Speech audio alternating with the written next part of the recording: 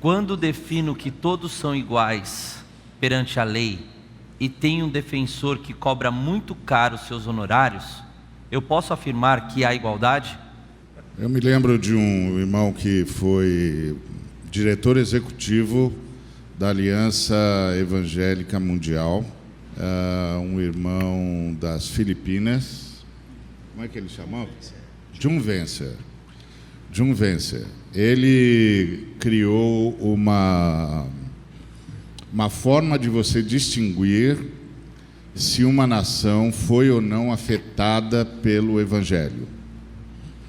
E aí ele fez várias ponderações, e nessas ponderações ele deixava claro: uma sociedade onde o Evangelho de fato foi fator decisivo de influência é uma sociedade onde há justiça rápida, ágil, acessível a todos.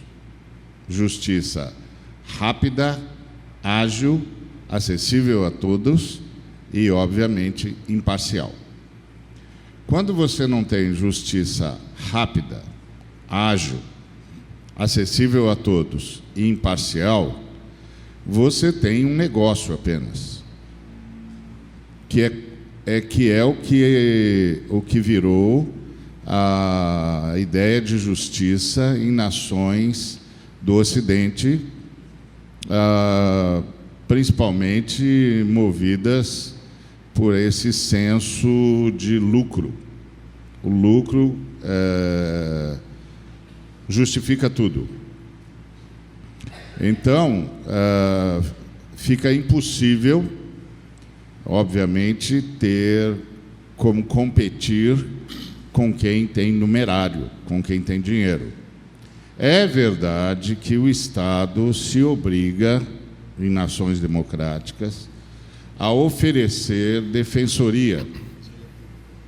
Não é? É chamado de defensoria pública. Mas é óbvio que isso não se compara à possibilidade de você contar com causídicos que cobram o seu tempo em ouro. Não dá para competir, não dá. É muito complicado. E isso, obviamente, anula a premissa básica da justiça, que é: todos são iguais perante a lei. Porque passa a ser: todos são iguais perante a lei, dependendo da sua capacidade de defesa.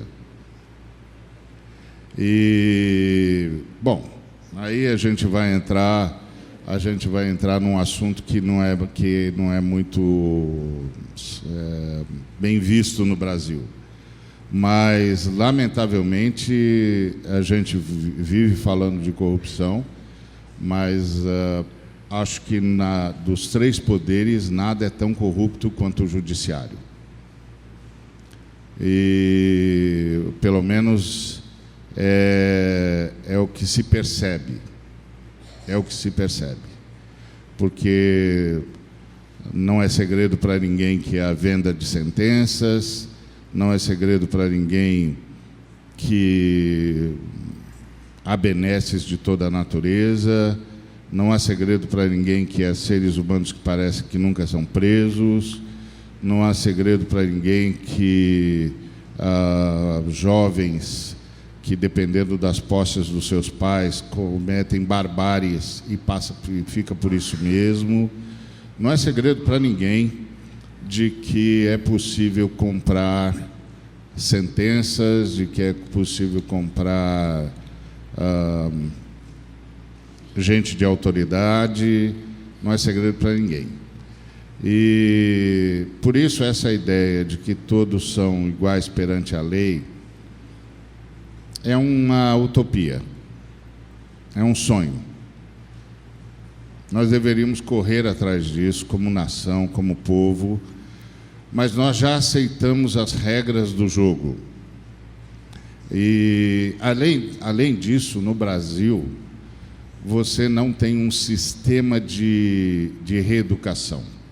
Você tem um sistema de vingança. E isso é admitido pelo povo, de modo geral. Quando alguém comete um determinado crime, é muito comum as pessoas dizerem: ele vai ver quando ele chegar na cadeia. Ou seja, nós já sabemos que não há justiça. Nós já sabemos que o que há é vingança. Nós já sabemos que a lei dentro da cadeia é outra. Nós já sabemos um montão de coisas. Nós só não fazemos nada em relação a isso. Além do que, nós ainda estamos cada dia mais assumindo o que se chama vulgarmente de justiça pelas próprias mãos. É linchamento, é juízo prévio, é um montão de gente que afirma coisas sem ter a menor intenção de provar o que está falando. É um absurdo, é um absurdo, é um absurdo. Então, eu oro muito por nós, eu creio que você também, pelo Brasil, mas assim, é angustiante a situação judiciária do nosso país. Vou pimentar um pouquinho, depois eles três consertam o que eu vou falar aqui. Lá em Cachoeirinha, na missão na íntegra Cachoeirinha, no bojo do meu sermão, eu falei que nós corremos muitas vezes o risco de demonizar o rico. E eu falei que o rico também tem direito à graça de Jesus. O evangelho não é só para os pobres, mas para os ricos também. Os ricos têm direito à graça de Deus. E no evangelho, ser rico não é pecado. O uso que se faz da riqueza que o é. Não é? O pecado é ser possuído pelo que se possui. Possuir não é problema, desde que você seja dono disso. Eu só posso compartilhar aquilo do que eu sou dono. Se eu não sou dono disso, eu não posso compartilhar. O problema é quando isso vira meu dono, ou quando eu não sei quem é dono de quem aqui, não é? Então, o rico também tem direito à graça do evangelho. Essa frase, eles cooptam, né? Eles tiram uma frase do sermão e jogam nas redes sociais. Essa frase que os ricos também têm direito bombou nas redes sociais. E eu recebi dezenas e dezenas de e-mails, de comentários de gente que julga-se rica, que agradeceu pela fala, porque se julga discriminado na igreja de Jesus. Olha que coisa interessante. Entendeu tudo. Eu achei isso interessantíssimo. Cada um com a sua fala, cada um com não sei o quê.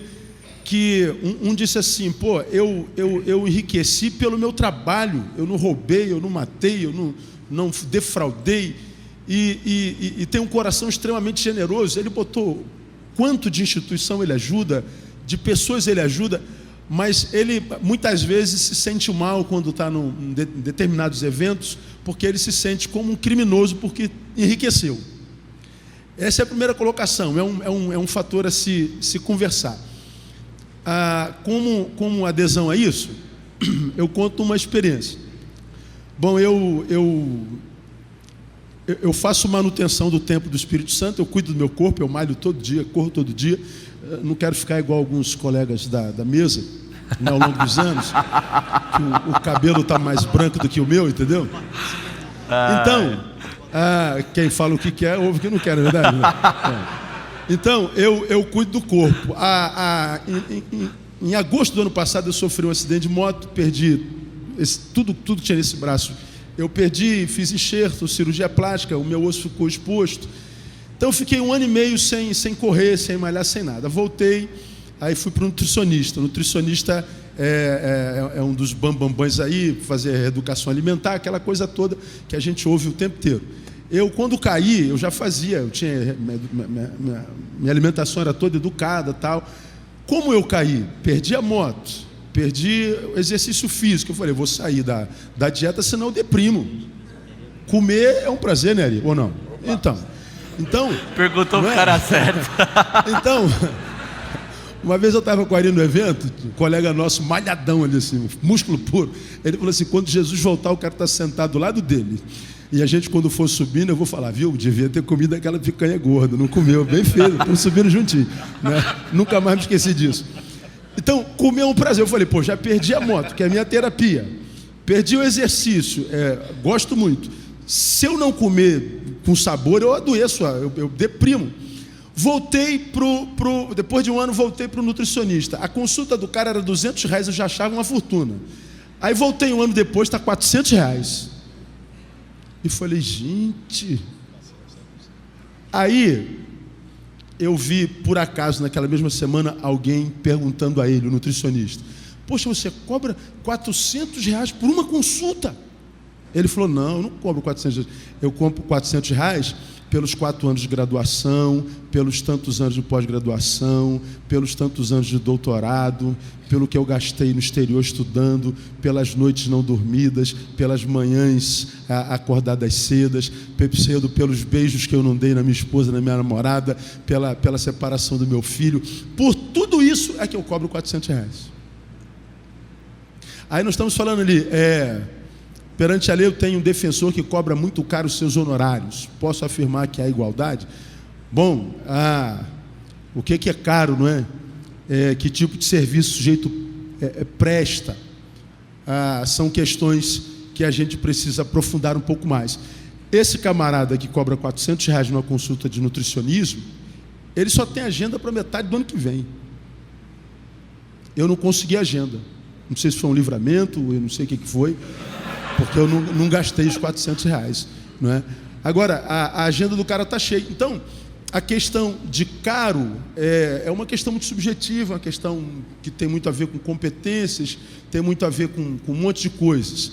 Agora, eu acho que, se conosco não será assim, para eu, vamos imaginar que eu fosse esse nutricionista, para eu atender o Oswaldo que não pode pagar, de repente eu tenho que cobrar do Ari que pode. Eu não sei como é que se faz, se o processo é esse, mas eu acho que é uma questão a ser conversada, porque se eu não cobrar de ninguém, por exemplo, como que eu banco a minha especialização, como é que eu me torno competente para melhor servir, para ser mais útil, para abrir leques de influência na sociedade onde Deus me plantou, com a tendência e com a missão de ser melhor naquilo que faço para melhor servir e melhor servindo honrar o Senhor. São fatores a se considerar que eu acho que cabe a consideração. Vamos por partes aqui. Essa questão de todos são iguais perante a lei é um projeto burguês de 1789, Revolução Francesa, quando a burguesia ela quer tomar o poder. E uma das bandeiras que ela levanta é a igualdade, juntamente com a liberdade e fraternidade. Uma vez que todos são iguais, o rei não tem mais domínio nem autoridade sobre nós, todos são iguais, e George Orwell vai colocar muito bem isso na Revolução dos Bichos, quando ele diz, todos são iguais, mas uns são mais iguais do que os outros. Então esse é um projeto ideologizado desde 1789.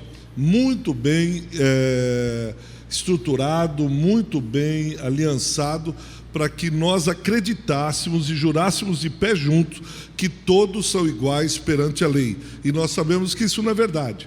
Então isso está errado na raiz. Não tem como trabalhar isso no resultado. Nós vamos trabalhar lá atrás. Porque não pode existir igualdade num país onde alguns, e aí eu entro na questão do Neil, alguns que estudam em colégios particulares, com professores de altíssimo nível, colégio em São Paulo, com a mensalidade entre 4 e 5 mil reais por mês, você paga mais de 100 mil reais de joia. Quer dizer, meu filho quer estudar lá, eu sei, porque eu fui nesses colégios, pelo menos uma meia dúzia de colégios, você paga mais de 100 mil só para o seu filho entrar.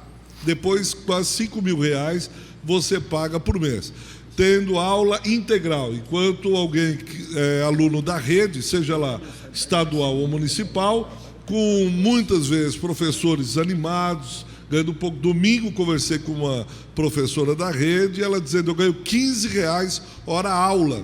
eu chego com mais 70 e poucas horas.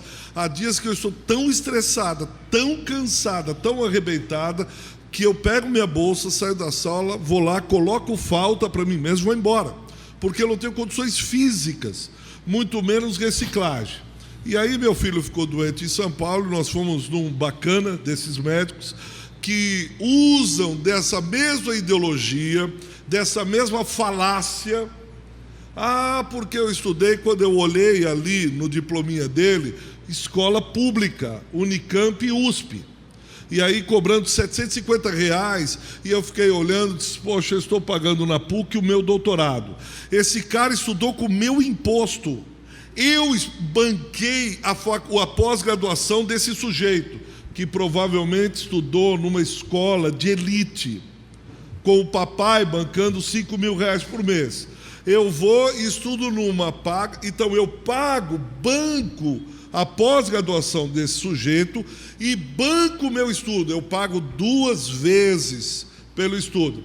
Aí quando ele vem, ao invés dele retribuir ao cidadão que pagou, ao invés dele retribuir ao Estado, ao invés dele retribuir, pelo contrário, ele me cobra pela 3ª vez R$750, porque ele tem especialização nas escolas públicas pagas com os impostos dos contribuintes. Por que ninguém fala nisso? Por que ninguém denuncia isso? Porque as melhores escolas, nível 3º grau, são públicas. Porque todos se esforçam também. Agora, aquele que está na rede não tem chance. Uma pesquisa recente que saiu na Universidade de São Paulo, está muito claro que há uma média de 3 a 4 anos para ingressar em medicina na USP. E saíram 3 pesquisas que os alunos de medicina na Universidade de São Paulo, uma saiu, que eu lembro muito bem, pelo CEP. E aqueles alunos que estudam na medicina na Universidade de São Paulo, os CEP são das regiões nobres de São Paulo. Todos são iguais perante a lei? Do que é que nós estamos falando exatamente? A gente percebe que não é assim. E eu me senti extremamente aviltado quando ele estampava os seus diplomas e um deles com bolsa sanduíche lá nos Estados Unidos, estudando em Harvard, estudando em Oxford, estudando em Stanford.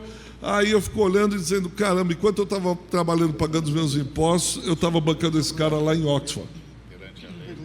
Então, essa igualdade. Na Universidade de São Paulo, no Largo São Francisco, que é a Faculdade de Direito, uma tese de doutorado que ele pesquisou durante um período de anos, crimes. E ele pegou todos os crimes muito semelhantes, muito parecidos, corroborando com o que o Ari falou. E ele percebeu que os mesmos crimes cometidos por brancos da classe média alta, eles foram absolvidos. E os mesmos crimes, muito parecidos, semelhantes, cometidos por negros pobres, eles foram condenados. Simplesmente porque eles tinham grana para pagar bons advogados. De que igualdade que nós estamos falando?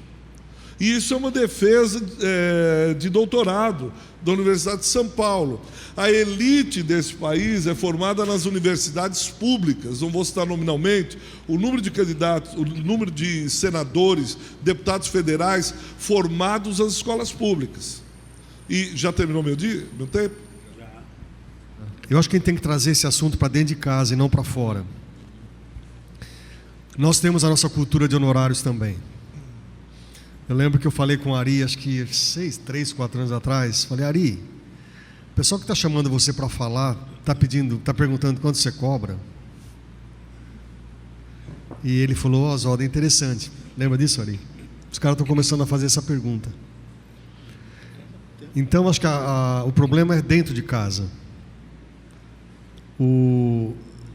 Acho que um tempo atrás eu estava numa igreja, num local aí, não vou citar, e eu lembro que alguém colocou alguma coisa no meu bolso, eu cheguei em casa, e quando eu abri, tinha muita grana. Eu falei, os caras erraram. Os caras erraram. E pela misericórdia de Deus, a irmãzinha da igreja me ligou na segunda-feira, falou, pastor, o senhor chegou bem e tal. Cheguei bem em casa.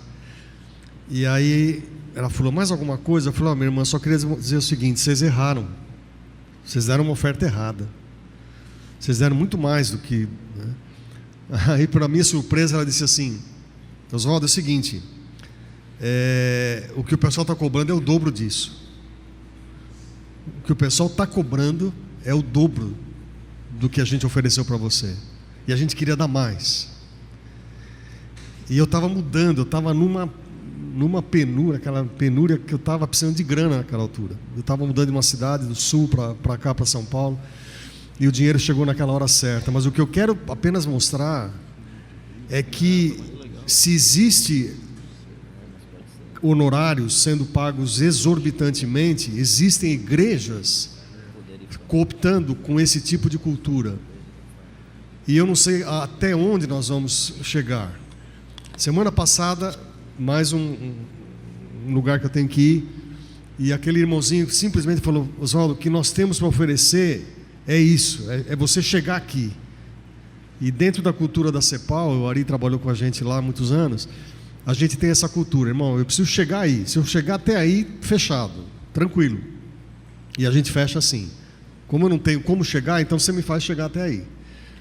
Só que nós, e aí eu me incluo, nós adulteramos, de certa maneira, uma cultura que faz com que hoje os honorários sejam cobrados exorbitantemente, não só por gente de música, de adoração e tal, mas por preletores também.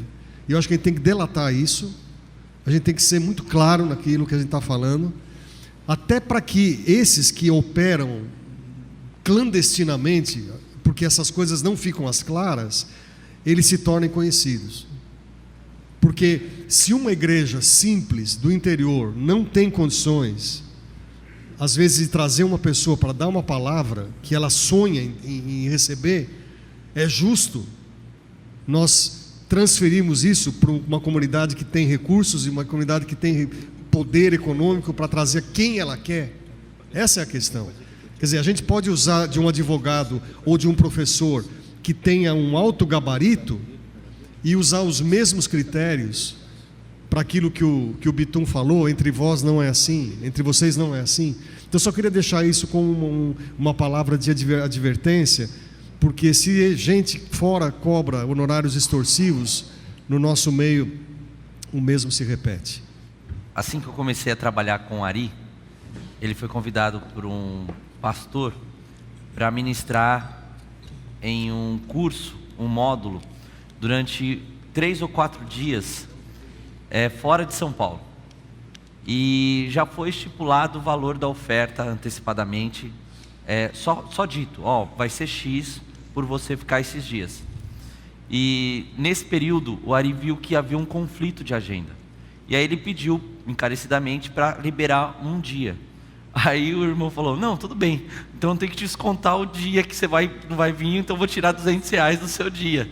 Aí ele perguntou: peraí, você está me dando uma oferta ou você quer saber meu honorário? Porque o meu honorário é outro, meu honorário de consultor é outra coisa, mas o meu serviço como pastor, como ministro de Deus, aí é oferta, outros 500, entendeu? É só para deixar bem claro como que está hoje a disposição da igreja brasileira. Senhor presidente, eu pedi 1 minuto do tempo do Carlinhos, ele me cedeu, viu? Pela ordem. Não, é que... Coloca 5 minutos para mim aí, por favor. Eu vou dar um testemunho, tocou meu coração. Me ligou também um pastor do interior de São Paulo, e disse: você não queria um final de semana vir pregar assim, assim, assim? Eu disse: tudo bem. Ele disse: quanto que você cobra? Eu disse: eu não cobro, geralmente a igreja dá oferta, mas qual o valor? Eu disse: não tem valor, se é oferta, né? Isso mesmo que o Ari falou. Aí ele chegou uma hora e disse: meu irmão, você vai pagar passagem de ônibus? Vou. Mas o senhor vem de ônibus? Eu pego o ônibus e vou, tá bom. E tem lugar até a casa do meu irmão, então tá bom, então tá tudo jóia, vamos. Aí quando... no telefone, acho que umas 3 ou 4 vezes, eu falei: irmão, vamos fazer o seguinte, se você falar mais uma vez quanto eu cobro, eu não vou, a gente para aqui. Não, desculpa, pastor. Aí quando eu cheguei, ele me explicou. Ele disse: pastor, o senhor me perdoa, mas o que aconteceu? Ele disse: sabe por que eu insisti? Porque nós convidamos, era um conselho de pastores, e nós convidamos um pastor, aqui do Rio de Janeiro, muito bravo, tal, não sei o quê, da televisão. E ele disse que ia. Não, é um qualquer, não vou dizer o nome. Mas ele, é verdade, eu não quero dizer o nome. É uma questão ética. E aí, ele cobrava, ele só ia no sábado, ele exigia, não tinha cidade aeroporto, ele exigia um avião até uma cidade mais perto, um carro, ele deu o nome lá do carro que ele queria. Como na cidade não tinha hotel 5 estrelas, ele exigiu ficar numa outra cidade que tinha hotel 5 estrelas, ia cobrar R$5.000 para dar uma palestra de 1 hora lá na cidade do interior e depois iria embora no mesmo avião. E ele falou, quando o senhor falou que não cobrava e vinha de ônibus, o conselho se reuniu e disse, esse Bitu é picareta. Ele falou isso para mim, esse Bitu, ele vai chegar na hora, ele não vem. Esse cara não vai dizer nada com nada, ele está precisando de grana, é picareta, não traz. E aí o senhor disse que vinha, eu disse, não, mas eu conheço, tal. Não, isso aí vai dar errado, tal, é melhor trazer o outro, pagar o que o outro está exigindo, porque o outro é sério. E o Bitu é picareta. Acertaram, né, Carlinhos? Eu sabia, não sei Eu acho que eu penso que o nosso tema tem a ver com poder em relação com o acesso aos bens e serviços de mercado, poder, fama e prestígio. Acho que esse, quem sabe, é o nosso tema. Ou seja, o cara não tem dinheiro, mas tem o título de pastor. Então ele tem poder porque é pastor. E ninguém chama, por exemplo, o outro de motorista José, né? Coveiro Raimundo, né?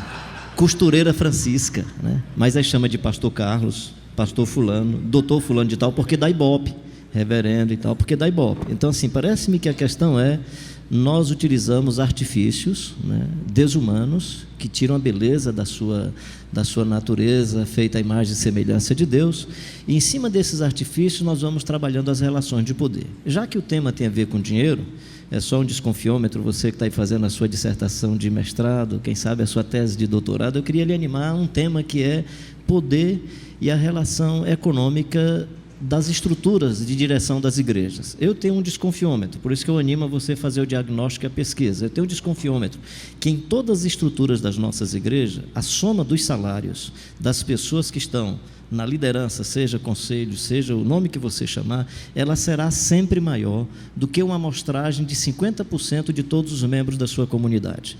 Ou seja, a relação de poder institucional e as funções que eles assumem tem a ver com o perfil econômico de cada um desses membros dessas direções das nossas comunidades. É só um desconfiômetro. E aí eu presumo, aí é só um desconfiômetro, não é uma réplica ao Neil, assim, eu presumo que a chateação dos ricos nas nossas igrejas não é porque eles sejam discriminados, eu acho que é porque eles não são tratados pela sua natureza humana. Eu acho que a chateação é eles perceberem que eles são tratados pelo cifrão na testa, que eles são tratados e reconhecidos porque doam, e não porque são gente feita à imagem e semelhança de Deus, que é também a tristeza do pobre. Ou seja, em geral, o nosso reconhecimento do outro é por causa dessa estética, desse design, do título que ele tem, da fama, do prestígio que ele tem, ou dos bens que ele tem acesso. E o Evangelho propõe uma inversão disso, isso já foi falado aqui. Ou seja, o rico vem na sua insignificância e o pobre com a sua dignidade, é o que o Tiago diz. O que é que o Tiago está dizendo? O rico é insignificante porque ele é insignificante? Não, é porque em todo o ambiente social ele é reconhecido pelo cifrão na testa, pela prata e o ouro que possui. E no Evangelho nós somos reconhecidos pela dignidade e pela vida do Jesus Cristo de Nazaré. E se enquanto o capitalismo diz que você é gente porque possui, e o socialismo propõe que você será gente quando possuir, o Evangelho diz que você já é gente porque foi feita a imagem e semelhança de Deus. Amém. E aí vir para o Evangelho é vir para esse novo ambiente onde esses referenciais são... Eu vou usar um termo assim com muito eufemismo, esterco, né, para não dizer de outro jeito, né? Para não falar que é fezes fresca, que ainda é eufemismo, não queria dizer do meu jeito nordestino, né? Mas tudo bem, fica aí só na sua cabeça, imagina o jeito nordestino, ou seja, não é nem adubo, porque não é adubo, é nada mesmo, porque é um novo jeito de viver a vida, de encarar a vida. Esse negócio, e quanto é que paga? Cara, já está maluco, já não é mais o Evangelho, já é outra coisa, já é negócio. Já não é mais Evangelho. Hotel de 5 estrelas, faz como meu pai dizia, um pastor em Fortaleza, pastor, o cantor veio aqui e reclamou porque eu dei um hotel de 4 estrelas para ele. Meu filho, que bobo. O meu hotel era de milhares de estrelas, eu chegava, parava o meu cavalo, amarrava a rede num pé de uma árvore e ficava olhando as estrelas. O cara só quer de 5 estrelas. né? Esse é o evangelho, gente. O evangelho é a natureza, é a vida, é o encanto. E os bens para a sobrevivência. Queremos o dinheiro para a sobrevivência? Queremos agora. E tu, homem de Deus, foge destas coisas, apega-te à piedade. E vocês que querem ficar ricos nesse mundo vão cair em grandes tentações diabólicas. É isso que Paulo diz. E para os homens de Deus ele diz: fujam dessas coisas. Fujam dessas coisas. Apeguem-se à piedade. É legal ser rico? Cara, deve ser legal demais, gente. Poxa, é legal demais. É pecado ser rico? Eu acho que não. Também acho que não. Concordo com o Neil. Não acho que é pecado. Acho que quem vive pregando o evangelho não pode relacionar evangelho com riqueza. É outra coisa. Você é um empresário aí, por causa do seu trabalho, você produziu. Eu tenho minhas contradições pessoais sobre isso, porque eu acho que quem fica rico, de alguma maneira, é como se Deus colocasse as coisas com cota para todo mundo. Então, quando você acumula, está tirando de alguém. Ou seja, o nosso excesso e a nossa sobra é porque nós estamos tirando o direito de outro viver e sobreviver. Eu queria só falar uma coisa sobre igualdade. Igualdade é uma intenção. Depois da queda, nós não somos iguais. A gente que foi prejudicado pela loteria genética. Não somos iguais. Tem pessoas que nascem com inteligência extremada e gente que nasce com problemas de limitrofidade. Tem gente que nasce com coordenação motora perfeita e gente que nasce com problemas de coordenação motora. Então, igualdade é uma intenção. Uma intenção. E esse é o espírito do reino de Deus. Os que têm se sacrificam pelos que não têm. Os que podem se sacrificam pelos que não podem. Essa é a lógica do reino de Deus. A lógica do reino de Deus não é uma igualdade natural. É uma igualdade intencional. Faça ao outro o que você gostaria que ele fizesse a você. É intencional. Então, na lógica do reino de Deus, eu me sinto em débito com aqueles que não têm as possibilidades que eu tenho, porque o reino de Deus é assim. O Deus Filho abriu mão da sua glória, assumiu a forma de servo, foi achado em figura humana e se humilhou para salvar aqueles que não tinham como se salvar a si mesmos. Então essa perspectiva do reino. A perspectiva do reino de Deus é intencional. O reino de Deus não passa essa lógica de uma igualdade idílica. O reino de Deus trabalha com a noção de queda. A raça humana caiu. E isso traz um sem número de injunções. E a gente precisa lembrar, um dia estava conversando com uma moça, e essa moça jovem, disse para mim assim: eu não consigo aceitar que Deus tenha me feito assim. E eu disse: mas Deus não fez você assim. Não, Deus me criou, Deus não criou você. Aí ela disse: como não? Eu falei: não criou nem você, nem a mim. Deus criou um sujeito só. Ele só manipulou o barro uma vez. E só soprou uma vez. Todos nós viemos desse mesmo barro e desse mesmo sopro. Depois ele clonou esse sujeito. E como ele é o engenheiro dos engenheiros genéticos, ele não perdeu nada e ainda fez o segundo ser desabrochar com qualidades e complementos em relação ao primeiro. Eles se tornaram complementares entre si. E nós somos frutos do relacionamento deles, da multiplicação deles. Com a agravante de que eles passaram a se multiplicar depois da queda. E aí, depois da queda, eles estavam cheios de injunções da queda na própria estrutura genética. Então, eu e você somos produto de milênios de queda humana. Foi Deus que me criou.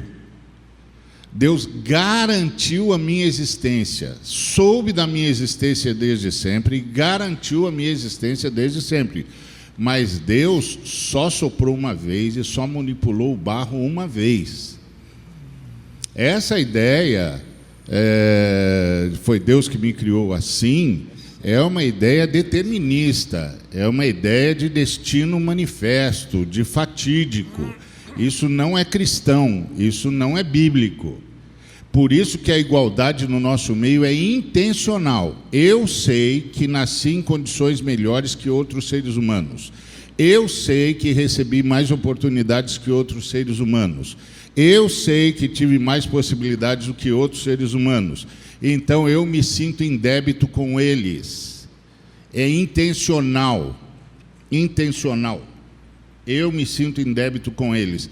E eu vou saldar esse débito prestando serviço a eles, para que, através do meu serviço, eles cheguem o mais próximos possíveis de mim, e então haja uma igualdade intencional. Tem de ter isso em mente, porque essa lógica, primeiro criacionista, ou melhor, evolutiva, essa lógica evolucionista, e essa igualdade idílica, isso não existe. Não existe. Os seres humanos vêm em queda, em degenerescência. Há séculos, há milênios. Então a igualdade entre nós é intencional. Por isso que quando eu advogo o meu direito de ser desigual, eu estou insultando o Deus Filho que abriu mão da sua glória. Eu não posso fazer isso. Como cristão, eu não posso fazer isso. Eu não posso insultar o Deus Filho que abriu mão da sua glória. Porque o texto sagrado diz que ele, sendo Deus, não se aferrou à ideia de ser igual a Deus. Não guardou para si a ideia de ser igual a Deus, mas a si mesmo se esvaziou. Então, o processo cristão para com aqueles que foram agraciados pela genética, que foram agraciados pelo ambiente, que foram agraciados pela nação onde nasceram, é o mesmo princípio do Cristo. Não se aferre aos seus privilégios, negue-se a si mesmo, assuma a forma de servo, se humilhe, se sinta em débito com quem não tem, se sinta em débito com quem não pode. Preste o seu serviço como o Cristo prestou para o Pai e para toda a criação. É intencional. Na fé cristã, a igualdade é uma busca intencional. E é uma busca pelos que podem. Os que podem é que buscam a igualdade com os que não podem. Os que têm buscam a igualdade com os que não têm.